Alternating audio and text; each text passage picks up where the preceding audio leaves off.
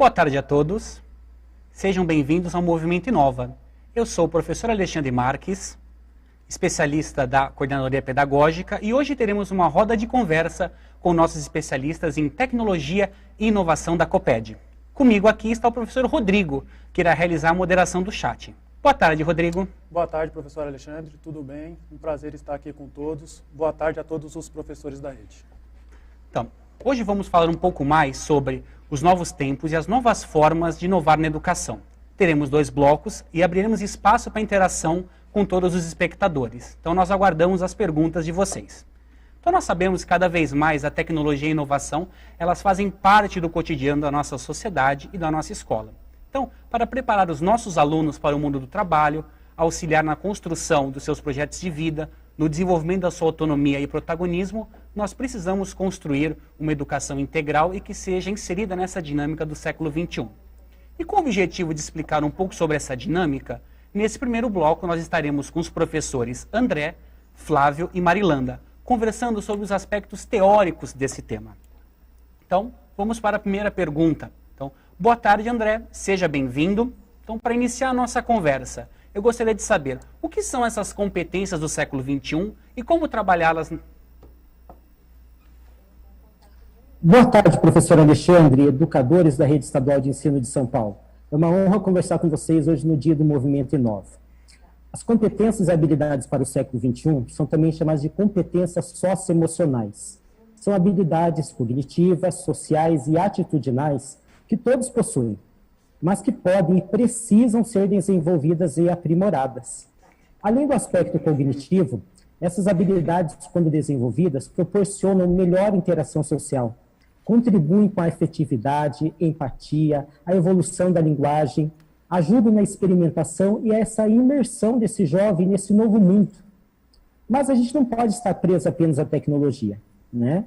Podemos organizá-las em 3 grandes áreas, que é o aspecto cognitivo, interpessoal e intrapessoal. O cognitivo é pautado realmente na aprendizagem. Abrangem as áreas de aprendizado, raciocínio lógico, memória, elaboração de novas estratégias, e aí que se encontra a inovação, a criatividade, a memória, a alfabetização para as TICs, entre outros. A segunda delas é o aspecto interpessoal. São as habilidades referentes a expressar ideias, interpretar, se comunicar. Compreende essa capacidade de lidar com o outro, com essas diferenças, com a empatia e a capacidade de expressar suas opiniões. Nesse aspecto, nós encontramos a liderança, a cooperação, a responsabilidade. E o terceiro deles é o intrapessoal, é a inteligência emocional.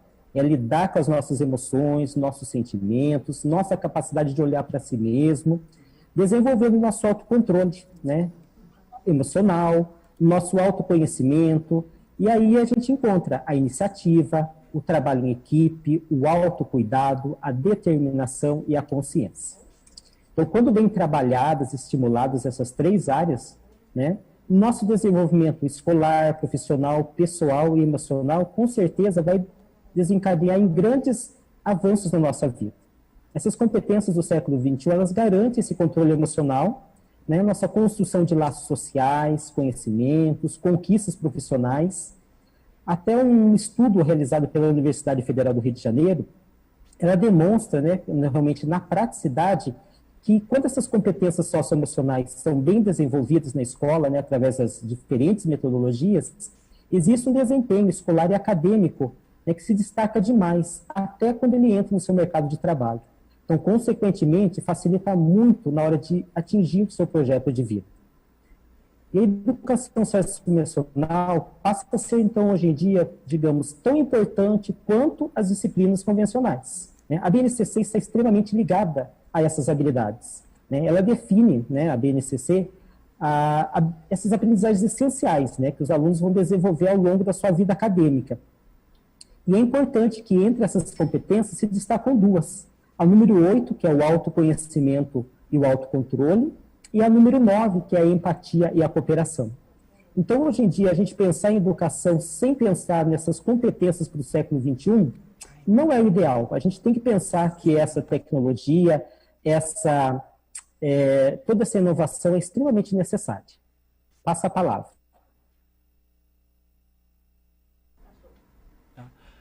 Muito obrigado, professor André, pela sua contribuição. Então, como você trouxe essa questão da BNCC, eu acho interessante nós aprofundarmos um pouco mais, né, nesse ponto. Então, para isso, eu gostaria de chamar o professor Flávio. Então, boa tarde, professor Flávio. Seja bem-vindo. Então, conforme o André apontou, as competências do século XXI elas são fundamentais para os nossos estudantes. Então, como que se articulam essas competências e habilidades com a Base Nacional Comum Curricular? Boa tarde, Alexandre. Obrigado pela sua pergunta. Boa tarde também a todos que nos acompanham e agradeço também o convite para estar participando aqui dessa roda de conversa. Competências e habilidades da BNCC são articuladas de forma muito pertinente, muito realista em relação aos problemas que nós vivemos, ao modo de vida que está sendo estabelecido e está dominando cada vez mais a contemporaneidade. Então, a gente percebe que o uso da tecnologia, ele permeia todos os aspectos da vida cotidiana das pessoas e se torna, então, muito importante, a BNCC preconiza isso, que o aluno seja preparado não apenas para utilizar, compreender e até mesmo criar soluções tecnológicas para a resolução de problemas do seu dia a dia, mas que ele seja também preparado, que se articulem, né, competências e habilidades, no sentido de que esse aluno desenvolva uma percepção crítica, ética, significativa dos problemas relacionados à utilização de tecnologia, tendo como objetivo final ajudar na construção de um indivíduo que seja capaz de estabelecer uma mediação crítica em relação aos usos e aos resultados da aplicação das tecnologias nesse cotidiano. Muitas vezes a gente se pergunta, é bastante comum, é uma inquietação comum dos professores, saber como que a gente vai transplantar, como que nós vamos transpor esse uso, essa abordagem de aspectos tecnológicos na sala de aula. Eu venho da área de ciências humanas, então vou pegar um exemplo do currículo do 8º ano do ensino fundamental, que trata dos impactos da Revolução Industrial na produção e circulação de produtos, povos e culturas.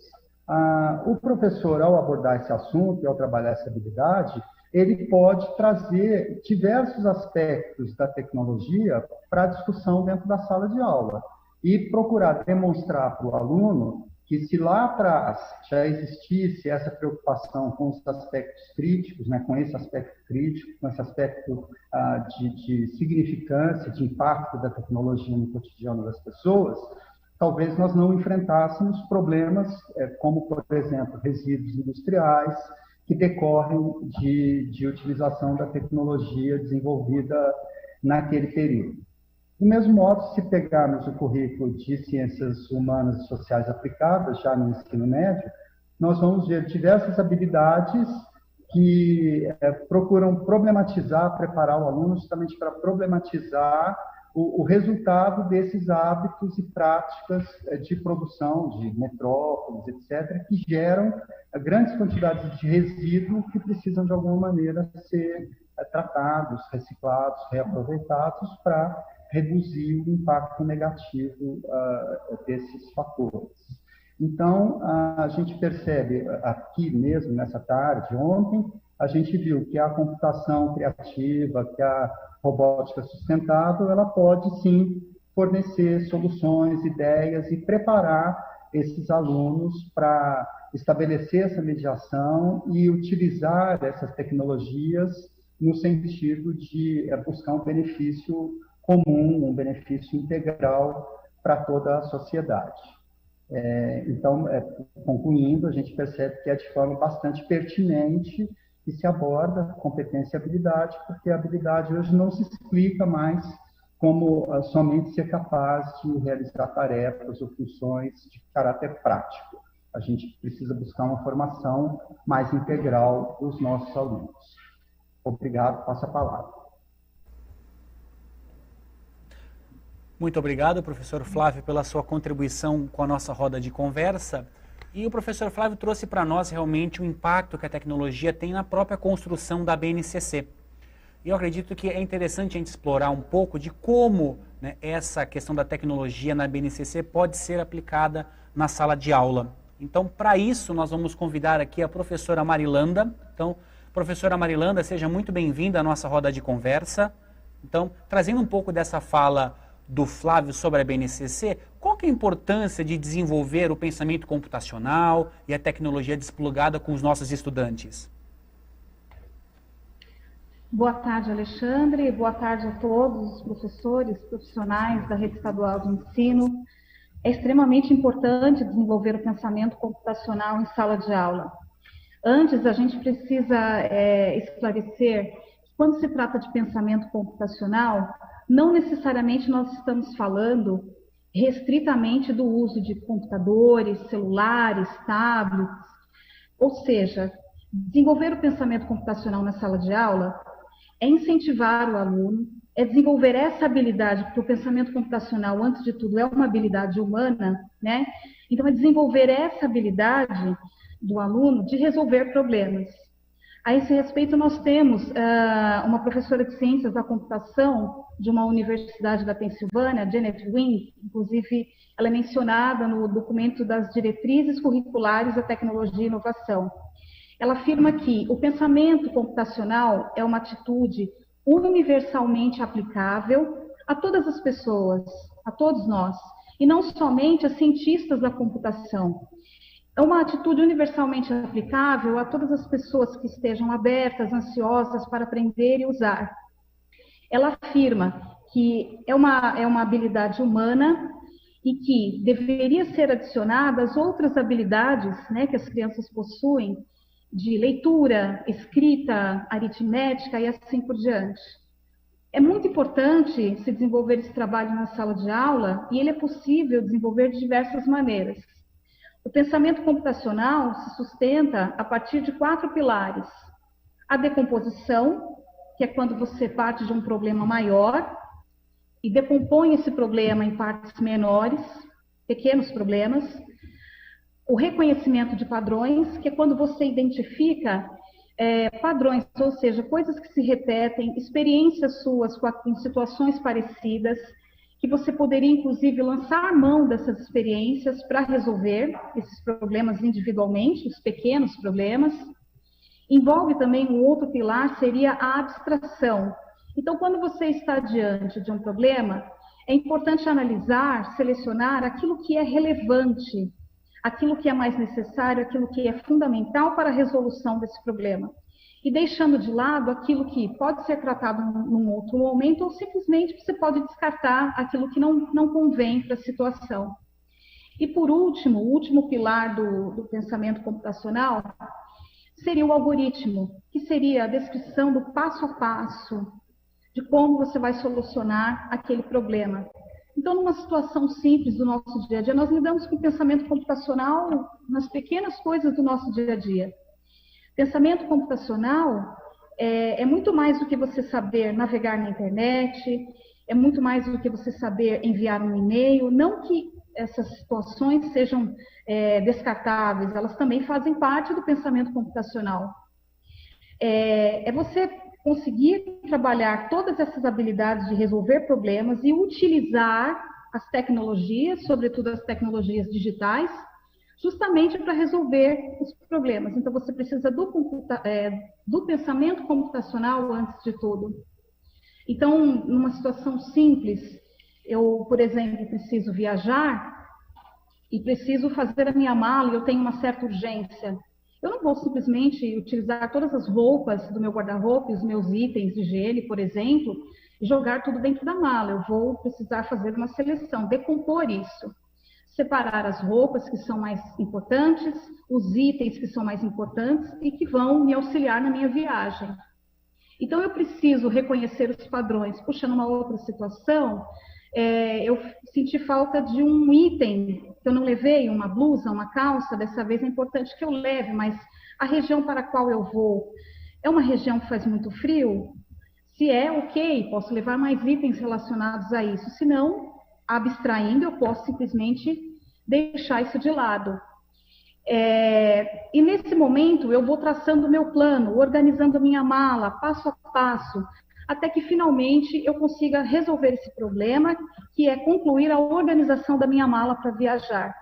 Então, esse pensamento computacional, que é a organização das ideias, a organização das informações, saber decompor um problema maior em problemas menores e solucionar questões que estão diante de você, fazem toda a diferença numa sala de aula. É preciso muito desenvolver isso. Eu agradeço a participação e passo a palavra. Muito obrigado, professora Marilana, pela sua contribuição. E nós estamos nos aproximando já da parte final do nosso primeiro bloco, e aí, por isso, vamos passar aqui conversar com o professor Rodrigo para a nossa interação com o chat. Alexandre, a interação aqui está muito interessante, os professores estão gostando muito, a professora Daniela, a professora Icleia, a professora Eliane, e a professora Daniela, ela pergunta como que a gente pode associar o projeto de vida juntamente com a tecnologia? Então, nós vamos trazer essa pergunta para a nossa equipe de especialistas para responder à professora.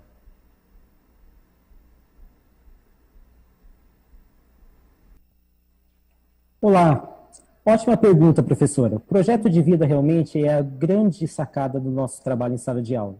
E o professor tem que, na medida do possível, contribuir para os diversos estilos, né, de projetos de vida que são desenvolvidos.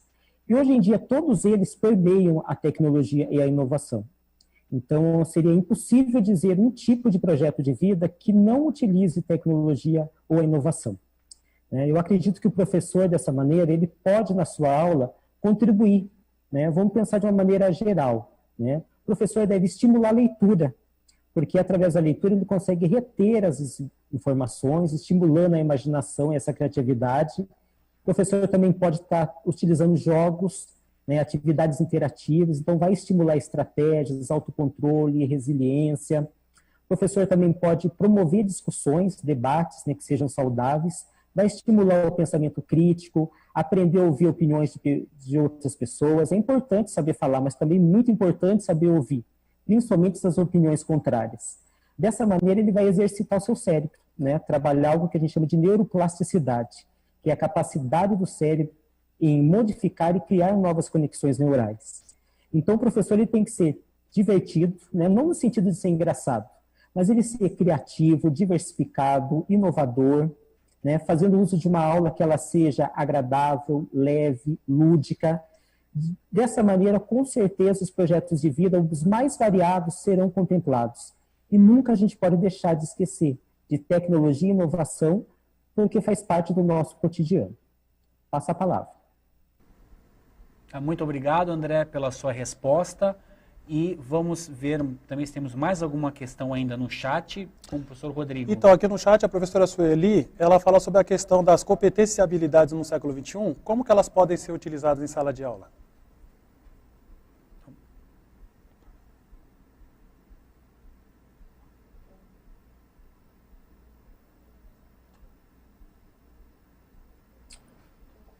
Eu acredito que no dia a dia a criatividade, a empatia, o trabalho em equipe, a inteligência emocional, o autocontrole, a autoestima são trabalhados constantemente. Eu acho que o professor tem que ter muita sensibilidade nesse trabalho em sala de aula e, aos poucos, ele direcionar um pouco do seu trabalho para essa parte socioemocional, porque isso realmente é tão importante quanto os conteúdos propriamente ditos, A BNCC, o Currículo Paulista, as diretrizes de tecnologia e inovação já contemplam essas habilidades. Então, não é difícil, basta a gente pensar com carinho mais na hora da gente incluir esses itens nas nossas aulas. Passa a palavra. Mais uma vez, muito obrigado, André, pela sua participação, e com isso a gente encerra esse primeiro bloco, onde nós tivemos uma visão bem mais ampla, de quais são os pressupostos, quais são os conceitos, os referenciais para o desenvolvimento de uma educação inovadora. Então, todos esses documentos citados, com a BNCC, o Currículo Paulista, as diretrizes curriculares, os itinerários formativos, eles vão trazer para nós essa ideia do uso da tecnologia e de formas de inovar na educação. Mas nós sabemos que, na verdade, é necessário transpor essa ideia para a sala de aula. Eu tenho certeza que todo mundo que está assistindo pensa nisso, mas como que eu vou transpor isso para a nossa sala de aula? E é esse o objetivo do nosso segundo bloco, né? Então nós vamos receber aqui os professores Leandro, Ana Laura e Marcelo, falando mais sobre os aspectos práticos da tecnologia e inovação nas nossas escolas. Então, primeiro vamos começar com o professor Leandro. Boa tarde, Leandro, seja bem-vindo. Então, falamos dos aspectos teóricos de tecnologia e inovação. Então, levando em consideração esse nosso contexto atual, né, por que é importante trabalhar a tecnologia na sala de aula com os nossos estudantes? Boa tarde, Alexandre. Boa tarde a todos os professores da rede. Quero agradecer pela oportunidade. É um grande prazer poder hoje falar com todos vocês. É muito importante que nós levemos, né, o tema, a tecnologia para a sala de aula, primeiro porque a gente não pode negar que vivemos no mundo tecnológico. A tecnologia permeia o nosso cotidiano. Seja de maneira positiva ou negativa, ela tem nos influenciado, ela tem nos afetado, né? Por exemplo, nas nossas relações, muitas vezes nos aproximando de quem está distante e também nos afastando de quem está próximo. Então, a tecnologia, nesse sentido, ela tem causado um grande impacto no nosso comportamento e nas nossas relações. Por isso que é muito importante nós refletirmos sobre essa questão junto com os nossos estudantes. Estamos preparados para esse futuro? Estamos preparados para essa realidade tecnológica? E a escola, como ela tem que lidar com essa temática? Como que nós podemos trabalhar com a tecnologia dentro da sala de aula? Não só dentro da sala de aula, mas no contexto escolar de um modo geral. Por isso que é necessário levar a tecnologia para a sala de aula, seja como um assunto para ser discutido com os nossos estudantes, como também um recurso para ser trabalhado, né? Um recurso para ser estudado. Ou seja, aprender a usar diferentes tecnologias, né? Seja a tecnologia plugada, como celulares, tablets, enfim, computadores, como também tecnologias desplugadas, já que tecnologia não é somente, né, essa alta tecnologia que a gente tem acesso, mas qualquer coisa que, de alguma maneira, nos facilite, nos ajude no nosso dia a dia. E isso tudo está, como nos orienta a BNCC, principalmente na 5ª competência, que vai tratar especificamente da cultura digital. Na pandemia, inclusive, a sala de aula foi para dentro dos computadores, para dentro dos celulares, né? E nós tivemos que aprender diferentes plataformas, aplicativos, para que a educação não ficasse de lado. Infelizmente, a gente sabe que não foi possível atingir a todos. Bom, é importante, então, nesse sentido, que a gente leve o tema para ser discutido de uma maneira muito crítica com nossos estudantes. Por exemplo, debater com eles sobre fake news, como fazer uma boa pesquisa na internet, a diferença entre um amigo virtual e um amigo no mundo real, o que é um algoritmo, o que é um robô. Ou seja, nesse sentido, a escola precisa trabalhar com o assunto, precisa tornar esse aluno, esse estudante, crítico, para que ele esteja preparado para a vida, para que ele esteja preparado para a sociedade, porque é justamente esse o papel da escola. Então, nesse sentido, é importante que a gente supere alguns preconceitos nossos e ressignifique o termo tecnologia. Muito obrigado pela atenção. Passo a palavra. Obrigado, Leandro, pela sua participação. Nós agradecemos aqui por você estar contribuindo nessa nossa roda de conversa. Eu acho que ficou claro para todos os nossos espectadores e professores que é realmente muito importante trazer a tecnologia para a sala de aula, trazer a tecnologia para a nossa rotina, para o nosso dia a dia, né? Mas como que a gente pode fazer isso, né? Então, como a gente leva para a nossa prática, né? Então, para falar um pouco dessa transição, nós vamos trazer aqui a professora Ana. Então, boa tarde, Ana. Seja muito bem-vinda. Então, de que forma que a gente pode atingir esse objetivo de ter a tecnologia em sala de aula, né? Qual que é a importância que essas metodologias ativas vão ter no processo educacional?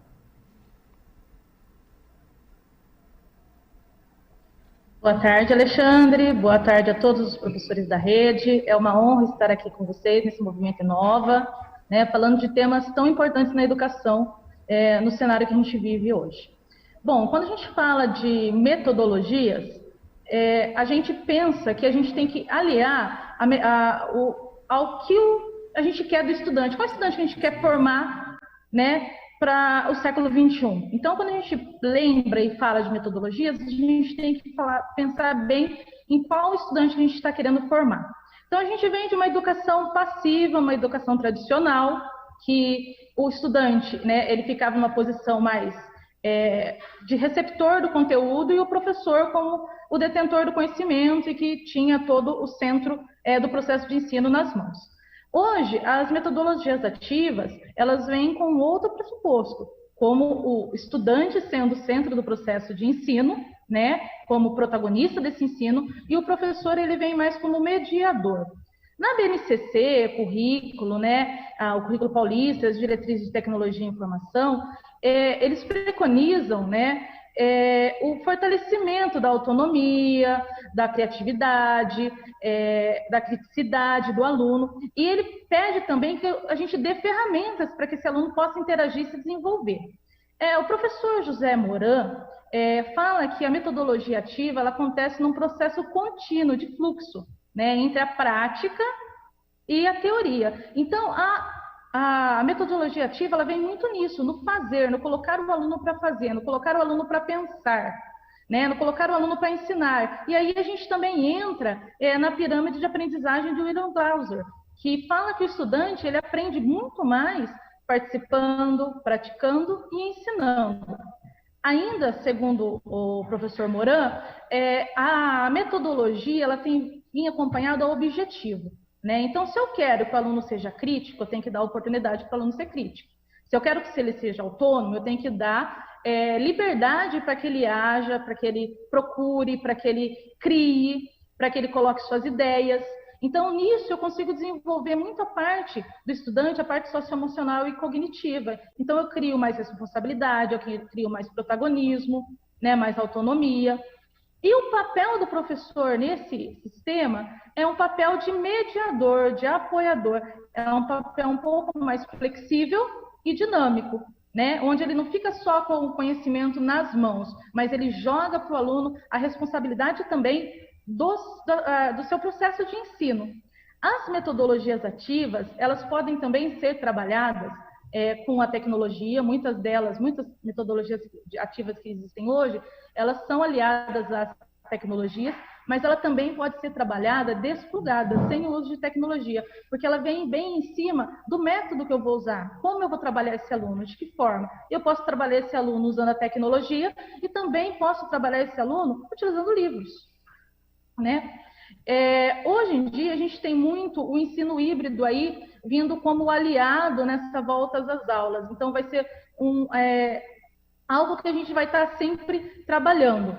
E dentro do ensino híbrido, eu posso trabalhar vários processos de aprendizagem, né? Então, eu tenho, dentro das metodologias ativas, eu tenho aprendizagem baseada em desafios, aprendizagem baseada em problemas, a aprendizagem baseada em pares, a sala de aula invertida, que isso vai ser muito trabalhado, e a gente já está até meio que trabalhando isso na forma online, né? Tem a gamificação, o próprio maker, colocar o aluno para fazer. Eu posso também aliar programas e aplicativos da internet e trazer para minha sala de aula e colocar o aluno como o autor de tudo isso.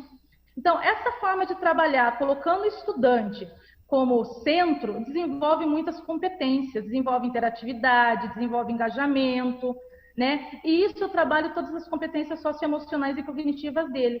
Fazendo isso, eu acabo criando a responsabilidade no estudante e também aliando ele ao projeto de vida.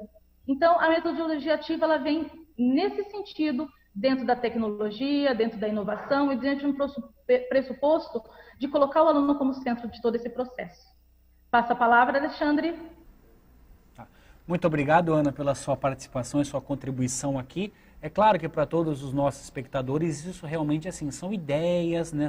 É aquele começo que a gente está tentando trazer um pouquinho para vocês de tudo isso que está sendo dito pelos nossos colegas, né? Então, como a gente passou, né, por essas questões de tecnologia e de inovação, a gente vai trazer a fala do nosso colega, o professor Marcelo, que vai, né, trazer qual que é a importância desse movimento Inova para toda a rede. Então, boa tarde, Marcelo, seja bem-vindo.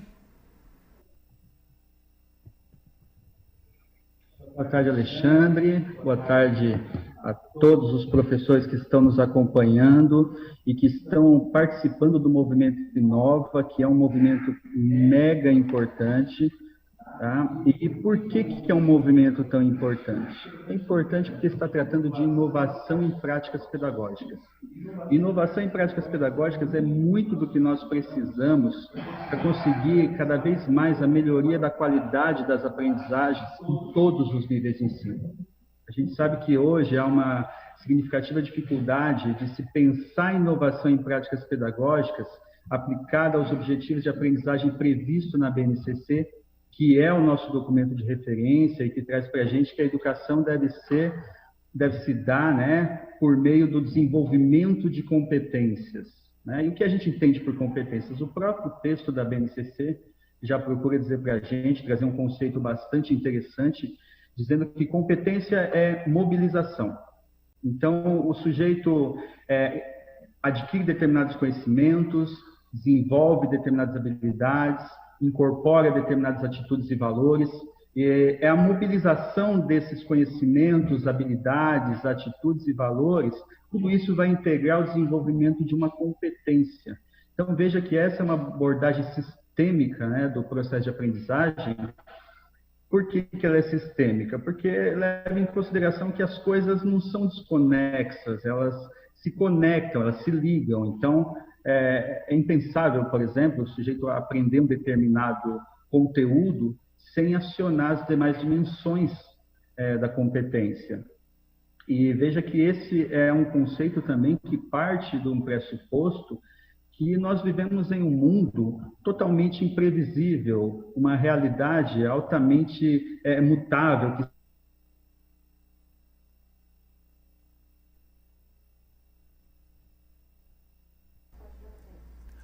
Muito obrigado, professor Marcelo, pela sua contribuição. E nós sabemos o quão importante é o movimento Inova para a rede. Nós ficamos muito contentes de poder participar e dar as nossas contribuições nesse momento. E agora a gente vai voltar mais uma vez para a interação do chat junto com o Rodrigo. Então, Rodrigo, como está a nossa interação? Está muito legal aqui, Alexandre. A professora Silvia, o professor Frederico, a Selma, o Bruno estão falando que estão gostando muito. O professor Valmir, ele fala que utiliza essas ferramentas em sala de aula, a questão da sala invertida, eles estão gostando muito. E a professora Leni, ela questiona como que ela pode fazer isso na prática com alunos especiais. Então, exatamente, é realmente a questão da inclusão. Então, nós vamos trazer essa questão também novamente para os nossos colegas que estão pelo Zoom. Então, por favor, para responder a questão da professora.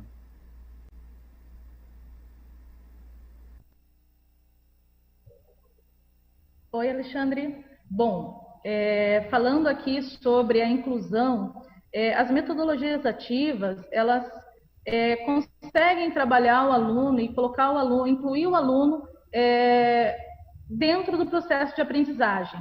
Então, a gente pode trabalhar variadas competências, incluindo o aluno com deficiência. Na tecnologia, a gente tem a tecnologia assistida, então tem muitos dos programas de computadores que a gente usa, dos aplicativos que a gente usa, que dão a possibilidade de um aluno com alguma deficiência conseguir ter o mesmo processo de aprendizado que um aluno comum teria. Então, nos aplicativos, nos programas de computadores e no processo ativo mesmo de aprendizagem, em algumas metodologias ativas, a gente consegue essa inclusão. Passa a palavra, Alexandre. Muito obrigado, Ana, pela sua participação. E é bom sempre te lembrar realmente das tecnologias assistivas, né, que podem contribuir realmente de maneira decisiva para a inclusão dos nossos estudantes, né? E vamos voltar novamente ao Rodrigo para trazer mais uma questão do nosso chat. Então, surgiu outra questão aqui que é muito interessante, que faz parte dos nossos dias atuais, e a professora Cristina, ela questiona, ela dá um exemplo aqui. Como que a gente pode trabalhar a tecnologia e a fake news em sala de aula? Então, vamos levar essa questão novamente para a nossa equipe de especialistas.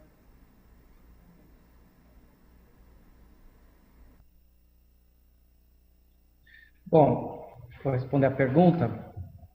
Eu acredito que a melhor forma da gente trabalhar, por exemplo, as fake news é através de um bom debate, uma boa conversa com os nossos estudantes, levando exemplos de fake news para dentro da sala de aula, né? Discutindo com eles quais são as características daquela notícia, né? Por que aquela notícia não é confiável? Discutindo, debatendo com eles os elementos, as características da própria notícia. E depois, no segundo movimento, eu acho interessante realizar uma pesquisa junto com os nossos estudantes, né? Por exemplo, aquela notícia que foi trazida de maneira um tanto quanto duvidosa. Por que não pesquisarmos, né? Pesquisarmos em diferentes fontes, inclusive. E quando eu falo em pesquisa, eu estou justamente pensando no aprofundamento do tema, né? De você ir além daquela informação. E dessa forma, com toda certeza, os alunos eles começam a se apropriar, né, de diferentes modos, de diferentes formas de obtenção do conhecimento, ultrapassando, então, esse conhecimento mais superficial e que é feito, né, no caso da fake news em especial, foi feito propositalmente com um certo objetivo, seja ele político, ideológico, que muitas vezes, né, tem o objetivo de prejudicar. Então, é nesse sentido que eu acredito que seja importante que a gente possa explorar as diferentes formas de conhecimento que existem, superando, então, essa superficialidade, que é o caso, por exemplo, das fake news. Passo a palavra. Muito obrigado, professor Leandro, pela sua contribuição. E nós estamos nos aproximando do final da nossa roda de conversa. Esse foi um momento muito importante para todos nós, então eu gostaria de agradecer a oportunidade, né, por nós estarmos nos apresentando no Movimento Inova e aos colegas professores que participaram ativamente, né, respondendo as perguntas tanto do chat quanto a nossa roda de conversa, né, e que estiveram aqui conosco apresentando de forma bem ampla essas ideias de tecnologia e inovação na educação paulista, né.